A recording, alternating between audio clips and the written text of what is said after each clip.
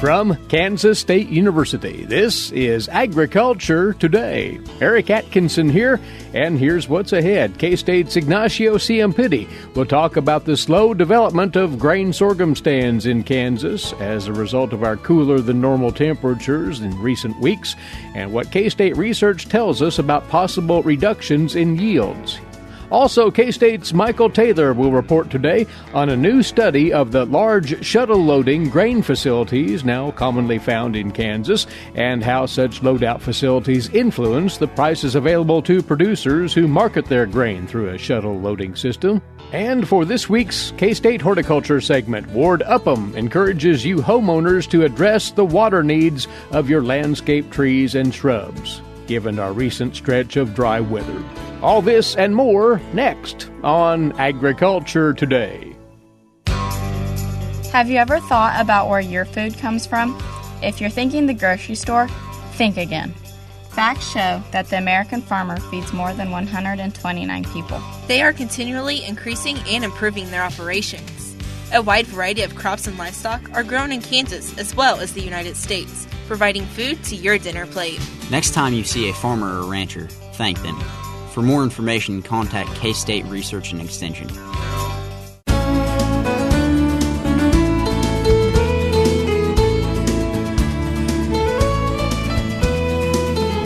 You're tuned in to the K-State Radio Network and Agriculture Today. Welcome to our Thursday edition. Well, there are some doubts now, unfortunately, about the progression of grain sorghum stands in Kansas. The recent cool weather conditions have raised questions about the ability of these crops to hit maturity on time. What research says about that with Ignacio Ciampitti alongside once again. He's a crop production specialist, K-State Research and Extension. As we look at the latest crop condition report from USDA, we see that the overall ratings aren't so bad. But, Ignacio, it's all about the timing of maturity here, isn't it? Yeah. First of all, thanks, Eric, for the invitation. Sure. I think that there are a couple of factors that we need to consider. And then this topic seems to be a regular topic anytime that we are approaching mid-September and every year. And I think that most of the time when we start discussing about probability freeze damage, I think that one factor that is always changing every year is the weather. Mm-hmm. And I think that if you start looking at August, on average, we were below a few degrees to the normal. And then if you start looking at September seems to be at least forecast to be close or above normal. But we don't need to be misled. Above normal could be 1 degree right. above normal. And it could be even half of the degree. And that would be enough to call September to be above normal. And I think that when you start looking at your cumulative growing degree days, and how many growing degree days we need from sorghum to go from flowering to maturity, one of our concerns is really, the ability of that crop to reach maturity. We always try to emphasize the point of one of the factors that we call the range of blooming time. Most likely, when you're looking at the entire state picture, if we are blooming early August, I don't think that we will have any concern about that crop moving from flowering to the end of the season. However, when you start looking at blooming mid-August, late August, then is when you start getting some concerns. And I think that the red flag, if you might, I think that we start looking at that when you start blooming probably first week of September or even mid-September. And it's even worse when you start moving your crop north and west.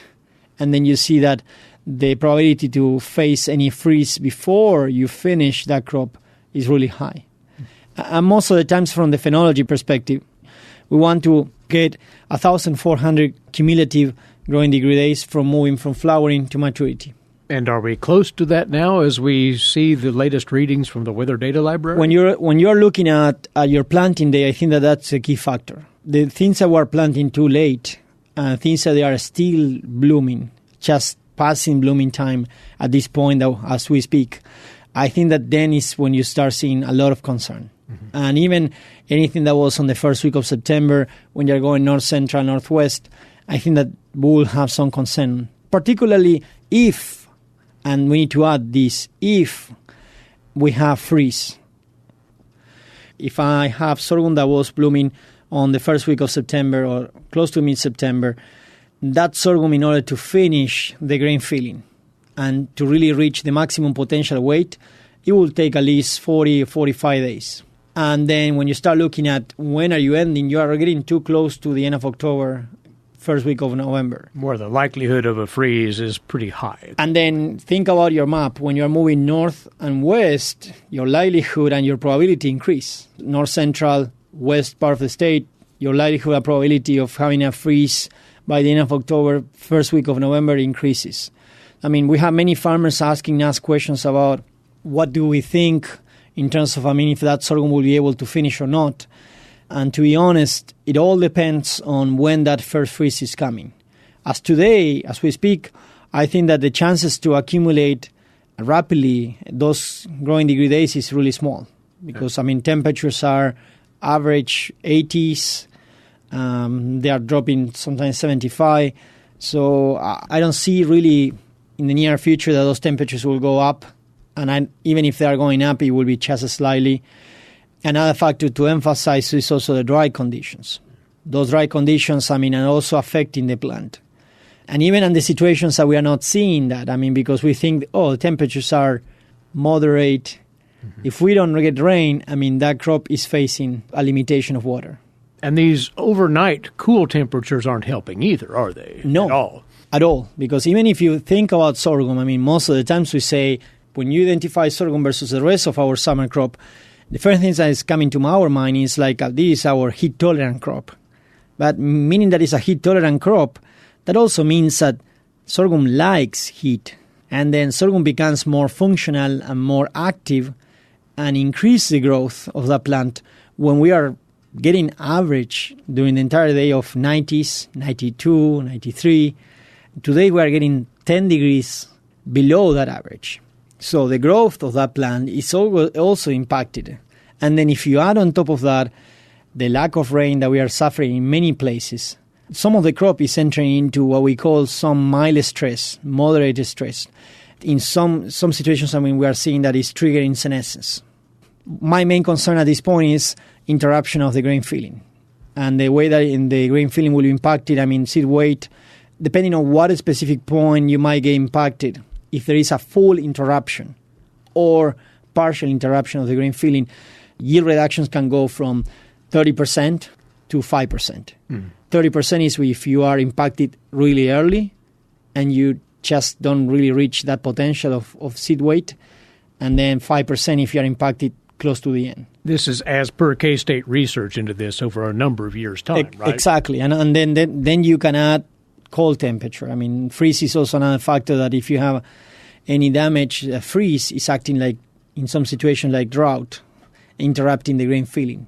So these are many of the challenges, that the sorghum will be facing from now until probably the next 4 or 5 weeks, until hopefully it will reach fully maturity if conditions are good for that. What we are detecting even for corn and on soybeans is we are detecting basically that in many cases the desiccation process is becoming too slow. In corn, we already identified that specific problem. We are seeing some corn that already mature, that we are seeing that is losing moisture, but is very, very slow in losing that moisture. And I think that we will start seeing some late harvest time, basically on the lack of ability of desiccation. When you're looking at sorghum, when farmers are asking us what practices can I do or can I change for the following year, what we can do today is very limited. And then what we can do is most of the times is more preventive. Thinking about the next year, and then planting day is one of the main factors. Anything that is planted too late or planted mid-July, then is our likelihood to place our blooming into September and mid-September is really high, depending on the conditions and the weather during the summer. Hybrid maturity, that's another factor, right? I can try to accommodate my hybrid maturity going to a short maturity. We know that anytime that we do that, we are compromising yield potential. Anytime that you go to a short hybrid, you compromise yield potential. But for sure, our goal when we do that is to make sure that we can feed that crop into the growing season. You're minimizing your risk. you're minimizing your return as well. Exactly. When you look at one example is one hybrid planted medium or full mature planted a month before, a month and a half before, might reach the same maturity that if one planted late, but it's a short hybrid.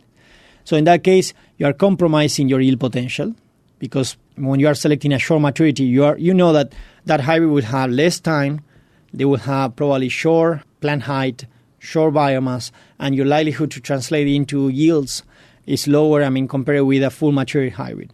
So you know that you're compromising your yield potential-wise, but by the same time, doing that, you will make sure that hybrid will reach the end of the season without really being interrupted by any potential freeze or probability of freeze, at the end of the season. Well, the story, Ignacio, is yet to be fully told, but the message here is that the next 2 to 3 weeks will be absolutely pivotal for Kansas grain sorghum stands. Yeah, and I think that you are exactly right. And I think I would like to see how we are progressing, and then after we reach black layer, after we reach the full maturity, we can then sit down and also discuss how quickly that sorghum, how quickly our crops are moving from 36% of grain moisture until harvest. And because if conditions are not improving, and if we start seeing really cold temperatures, the desiccation rate of that grain, it will be very slow. And then I don't want to see us start harvesting with 20%, 25% grain moisture. So I think that we have still ahead, even when we are thinking that we are reaching the end of the growing season, we still have a nice, very interesting part of the growing season, at least, to be unveiled. Right. Well, if you're willing, we will have you back and revisit the state of grain sorghum and the other row crops, for that matter, as we edge our way toward more active harvest in the state of Kansas. So we will welcome you back then, Ignacio. And thanks for coming over today and visiting about where we are with our grain sorghum. Thanks, Eric. He is Ignacio Ciampitti, crop production and cropping systems specialist with K-State Research and Extension. We'll be back with more after this. You're listening to Agriculture Today.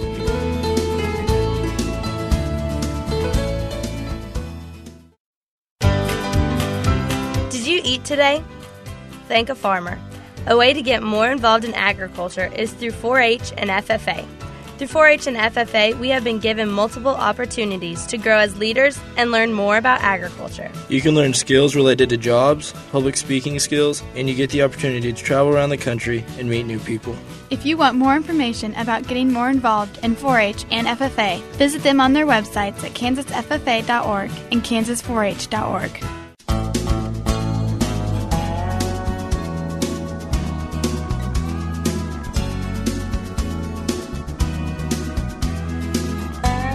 We're back now on this Agriculture Today. Those of you involved with or familiar with the grain industry in Kansas have witnessed the proliferation, if we might put it that way, of these larger grain handling facilities around the state of Kansas.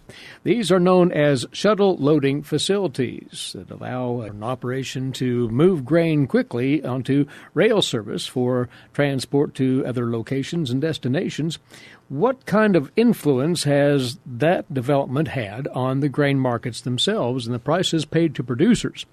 That was a question being answered by an analysis conducted by our guest and her associate at Montana State University. Joining us now is Mykel Taylor, agricultural economist, K-State Research and Extension. Set the table a little further here, Mykel, by talking about these shuttle loading outlets, and they really have become valuable to several grain handlers in the state of Kansas, have they not? Yes, they are the most efficient technology that they can use to handle grain. Basically, the shuttle loaders are capable of doing exactly what it implies, which is being able to load a shuttle unit train in about 15 hours or less. So that's you're looking at over 100 cars in a very short period of time. So quick turnaround, lots of cars, highly efficient.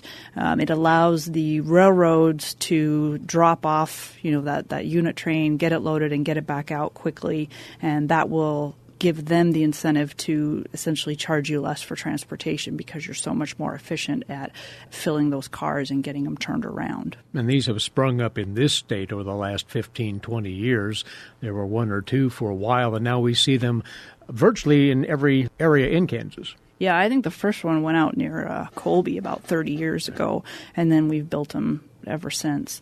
More recently, we've seen them go in places like Montana in the last 10 to 15 years, where they've started to build new ones out there. They're being built by multinational companies, so foreign companies, Japanese, who are looking to secure grain to be shipped out of the PNW for their uses. And Montana hadn't had any shuttle loaders up until about 10 years ago. So that was a reasonably new phenomenon for them, whereas we've had it in place for a while.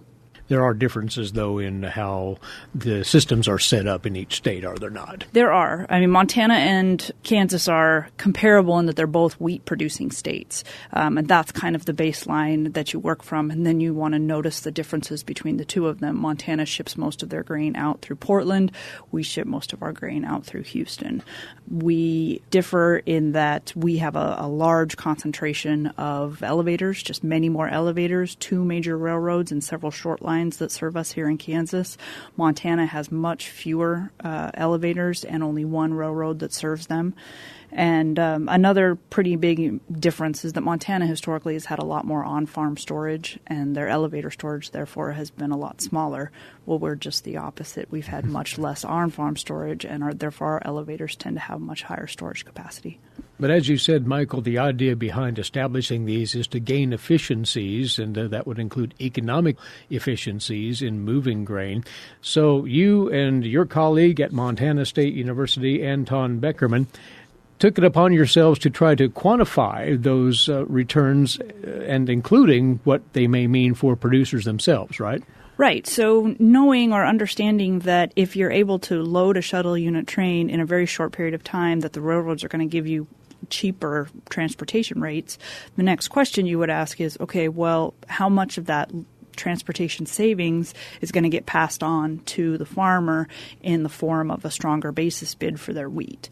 That was the fundamental question that we wanted to answer, because it was interesting to us. You've got co-ops in Kansas looking at investing in shuttle loaders, and as they do that, it's kind of interesting to say, well, okay, are the farmers going to benefit as owners of the co-op, or are they going to benefit as customers of the elevator? And so that was the question that we were trying to answer. What we found was that, yes, in fact, the transportation savings, a chunk of it does get passed on in the form of an 8-cent stronger basis bid. So if you're delivering to a shuttle loader as compared to a conventional elevator, you're going to get as much as 8 cents on average, 8 cents per bushel more for your wheat than you would if you were delivering to conventional elevator. That's here in Kansas, That's correct? Here in Kansas. There is a difference in Montana, though, you say, in terms of that return. There is. So in Montana, you're only going to get about 4 cents per bushel stronger basis bid. So only about 4 cents gets passed on to the producer. And we're thinking that the primary difference between that is just what we call spatial competition. In a 60-mile radius in Montana, you're going to have about 3 elevators that you might be able to deliver to. And in Kansas, you're going to have about 27. So, we have lots of competition amongst our elevators here in Kansas. Montana is much more spread out, and those elevators actually have a little bit of monopoly power that they can impose by not passing on as much of a savings. How did you and Anton get at those figures, though? Did you poll these shuttle loading facilities to see what bids were being offered, and then compare to the norm of non-shuttle loading facilities? Kind of. We didn't contact the elevators directly. What we did was gather all these basis bids off of DTN, which is a source of cash bids. And so we've been collecting those over time. And then we also got a hold of some data on railroad transportation costs from the Surface Transportation Board, which monitors all of the railroads in the country. And so we were able to put those 2 pieces of information together and then find those results.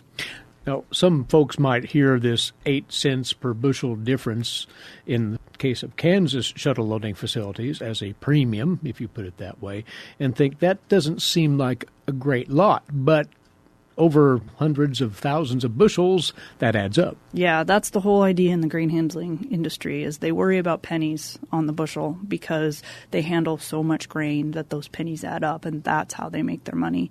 And for farmers, you have to look at your transportation costs and look at your options, but 8 cents per bushel could be significant on, if that's better than what you're going to get at another elevator and it doesn't cost you more to haul it there. Right.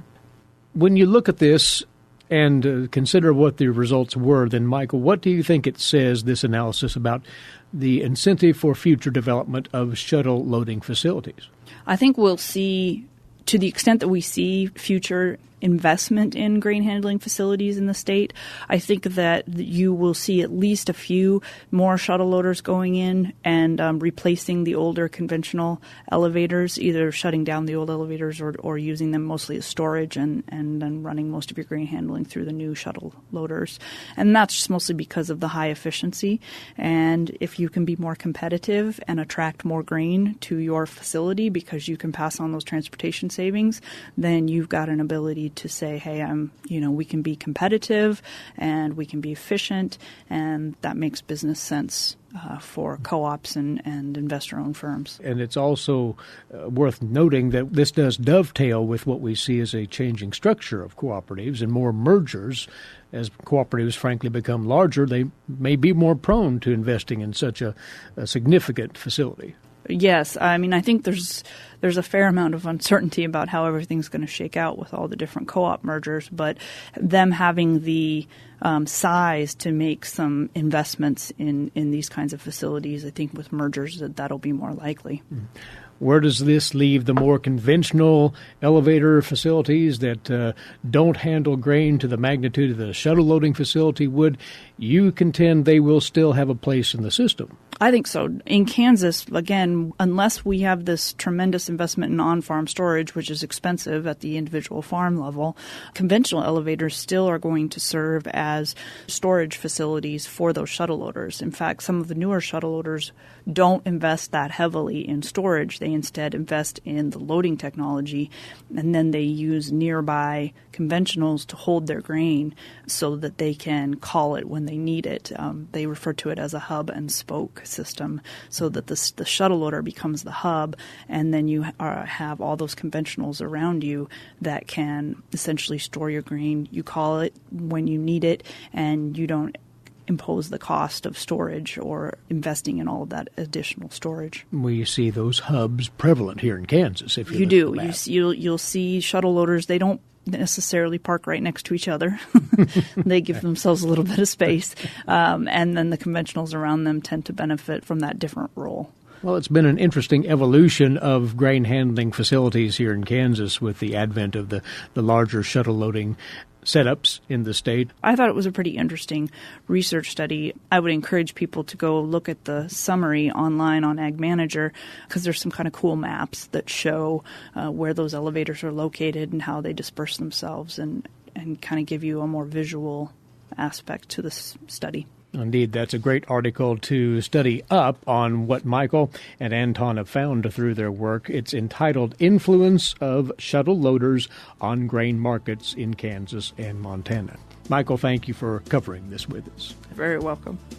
Agricultural economist, K-State Research and Extension, Mykel Taylor. She teamed up with her counterpart at Montana State University, Anton Beckerman, to put this work together, studying the economic influence of shuttle loaders on grain markets and the returns to producers here in Kansas. Check it out at agmanager.info.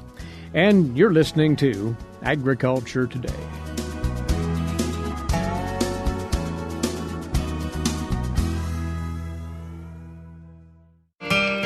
Hamburgers, roast, ribs, steak, or whatever you prefer. Beef, it's what's for dinner. Kansas cattle farmers produce 7.5 million head of cattle per year. It takes about 7 tablespoons of peanut butter to get the same amount of protein in 1 serving of lean beef. Support your local Kansas farmers and ranchers. Eat beef. This message was brought to you by the K-State Animal Sciences Leadership Academy participants.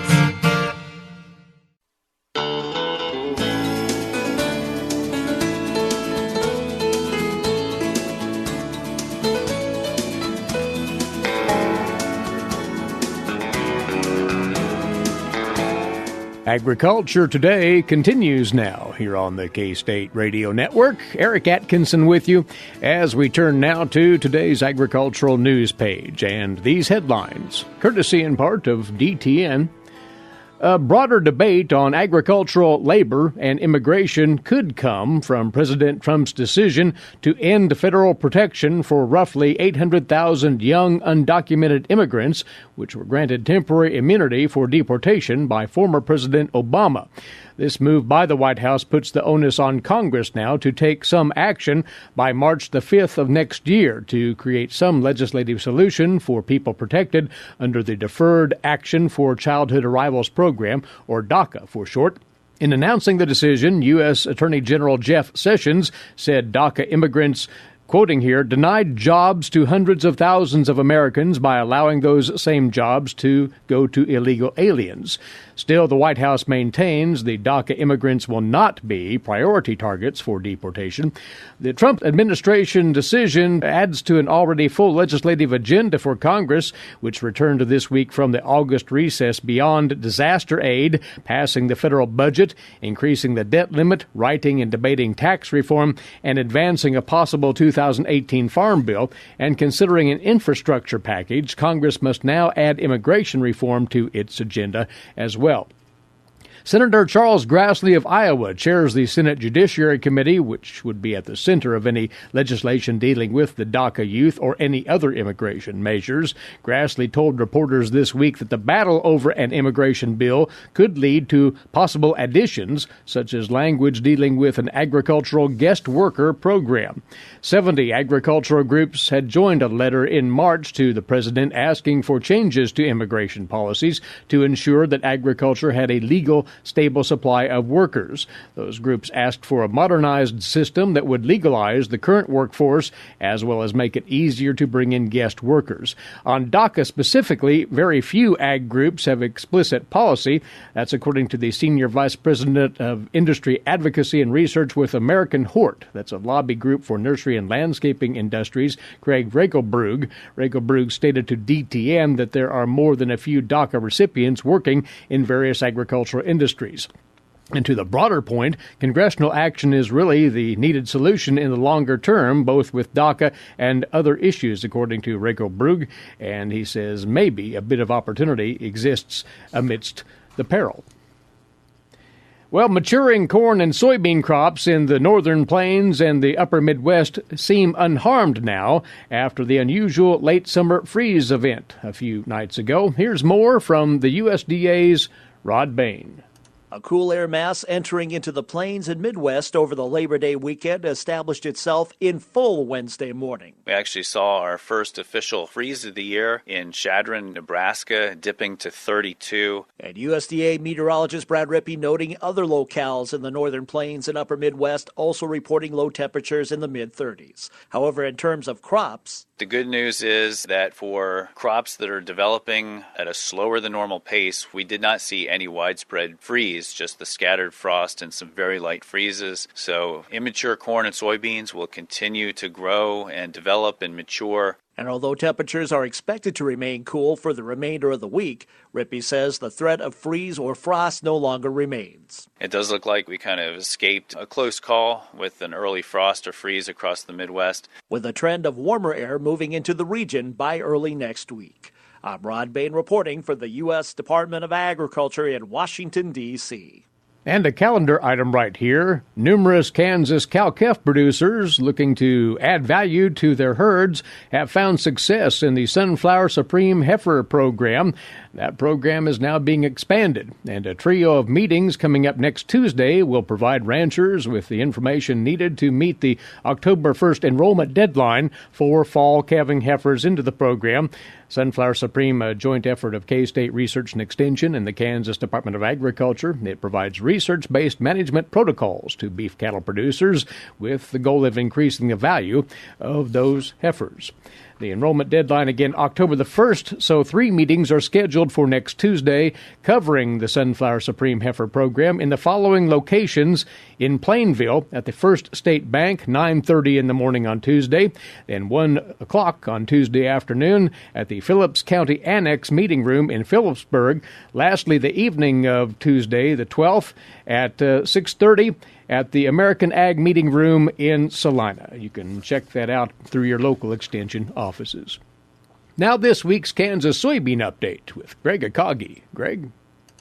Jancy Hall, Program Manager with the Kansas Soybean Commission, joins us. And Jancy, the Kansas Soybean Commission wants to help out Kansas middle and high school family and consumer sciences departments by inviting them to participate in the Kansas Soybeans as a Food program. Yes, we do. We're looking forward to this year's program and getting soy foods into the classroom. You have a deadline, though, that's coming up to submit your application, though. For this fall semester, the deadline to apply is September 20th. So for all those teachers to get their applications in for that fall semester, you can also apply for the spring and submit both applications at the same time or apply later for the spring. What's the website to do that at? The website to do that is kansassoybeans.org/soy foods. So what is the main purpose of this program? The purpose of this program is to get into those classrooms and teach kids about soy foods and the health benefits of those. The other component of the program is to show that the number one consumer of soybeans is animal agriculture. So for every dollar that these teachers get for their school classrooms, up to half of that can actually be used for meat and dairy products as well, because those guys eat a lot of soybeans. Now, a perk to this for those teachers and for those departments is that you can get reimbursed for some of these products. Yes, you can. For every classroom, we give $2 a student for the use of soy foods and animal protein, and they can get that money reimbursed to incorporate some of this stuff into their classroom. Now, you will also give them reference materials and updated information as well? Yeah, we give our teachers a whole bunch of goodies, from recipes that are made with the intention of using them in the classroom to interactive worksheets and quizzes, as well as just some videos more about soybeans and their many uses and the health benefits of eating soy. And one of the main things about this is good use of the checkoff dollars with the Kansas Soybean as a Food program. It definitely is. We're getting kids educated more about soybeans and their many uses and how to incorporate soybeans into their daily life, while also using some of those soybeans that our farmers are growing. Once again, that deadline for the fall 2017 FACTS program is September 20th, 2017, and they can call your office as well? Yes, sir. We'd love to chat with them about the program a little bit more. It is 785-271-1040. Jancy, we appreciate you coming on the program. Thank you very much. Thank you so much, Greg. Jancy Hall, Program Manager with the Kansas Soybean Commission, joins us on the Kansas Soybean Update. It's brought to you by the Kansas Soybean Commission. Thanks, Greg. And this is Agriculture Today. Have you ever wondered why livestock producers burn Kansas pasture? Here's the deal. Controlled burning helps preserve the prairie and allows every bite feeder cattle eat to be the most nutritious. National Wildlife and Parks also feel it is a necessity to help with wildlife populations. So the next time you see a Kansas pasture burning, know it's for the good of our wildlife, our prairie, and our livestock. This message was brought to you by the K-State Animal Sciences Leadership Academy participants.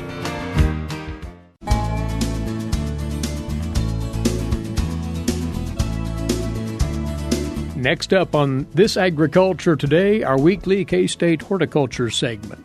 For many locations around Kansas, the weather of late has turned off quite dry. At least the topsoil moisture is lacking, and that may be putting certain landscape ornamentals under moisture stress. We'll take a look at the chances of that being a problem and how to respond with late summer, early fall waterings. Joining us once again is K-State Research and Extension horticulturist Ward Upham. Now, we did start off with a fairly moist early summer, Ward, and then for a lot of folks out there, the spigot was turned off, and we do see stress in these plants. We do, and actually those roots aren't going to work any harder than they need to.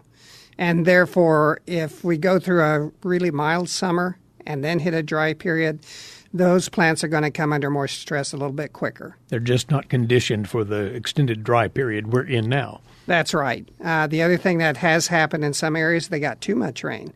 And in those cases, we may have damaged the root system. And therefore, that's another reason we may have to water a little bit earlier than what we're used to.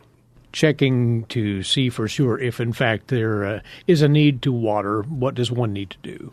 So one of the things you can do is just check that moisture that's in the soil. You know, those roots, even on trees, they can pull moisture down to about 12 inches. If you just have the surface that's dry, a couple inches, you're fine. If you get down very much deeper than that, probably a good idea to get on a watering schedule. So might just use a simple probe to check that out? You can. Whenever you go through moist soil, that probe's going to go in easily. Whenever you get down to dry soil, it's going to stop. And so that's one of the ways that we check whether we've watered enough, is just to use a probe like a wooden dowel or a metal rod, rebar or electric fence post, anything like that will work in order to check that soil moisture. All right. Let's say one has made the determination that their landscape tree or shrub or other ornamental type needs to be watered here soon, starting with how deep a watering is required. So as we mentioned with trees, about 80% of those roots are going to be in that top foot of soil. So if we can get down to 12 inches, even on trees, we're doing fine. Shrubs, you may be looking at more like 8 to 10 inches. There are some shallow-rooted plants that you only need to go 6. But as a general rule, I like to see people go down to 12 inches just so that that water can work its way up after that surface starts to dry. Now, are various ornamentals more prone to being dry? That is to say, the ornamentals versus the trees? The ornamentals would only be more likely to be dry because they have a shallower root system. It also depends on what type they are, and it really depends on whether that plant has been recently transplanted. If it's a recently transplanted plant, it doesn't have a full root system yet, and therefore we need to water those first. And then you may go to something like an evergreen, which uses more water, and then go to our deciduous trees. And so just go through that process where you hit the ones that need the water the most first, and then you work your way through. So that's the order of priority, that is newly planted material or recently planted, then the evergreens, then the deciduous, and how to water. You have promoted for time unending slow, deep waterings for most plants in the garden. This is suitable here as well? That's right. If you have a very small tree, one of the simplest way to do this is take a 5-gallon plastic bucket and drill a hole toward the bottom in the side. So it's not in the bottom of the bucket you're drilling the hole. It's in the side but toward the bottom. Just a 1/8 inch hole, and then fill that bucket full of water with the hole facing toward where the tree is planted. That lets that water out at a slow enough rate that it soaks in, it doesn't run off. And so usually if it's a small tree or a shrub, 1 bucket's going to be enough.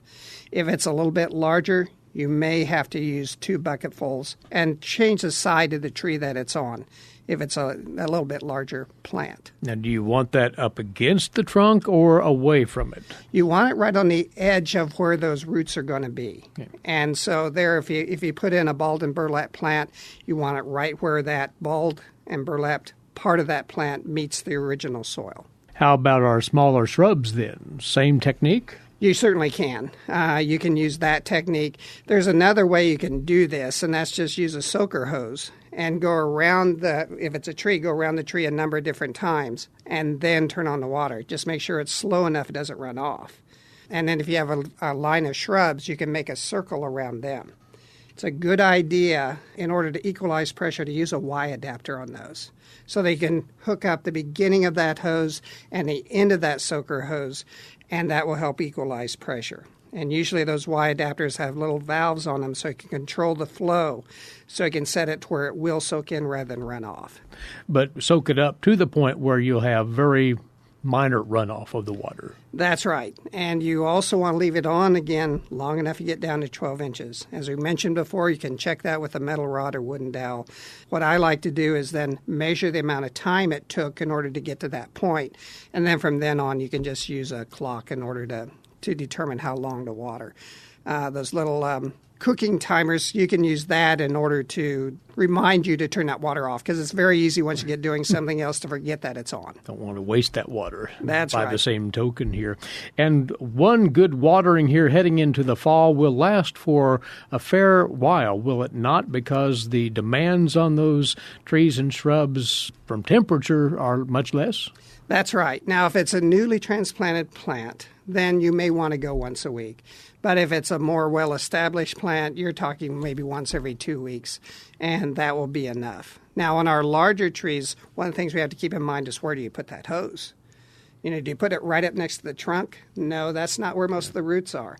Go out about halfway to the drip line of that tree, and that's where you make your circle, so that you get the majority of that root system.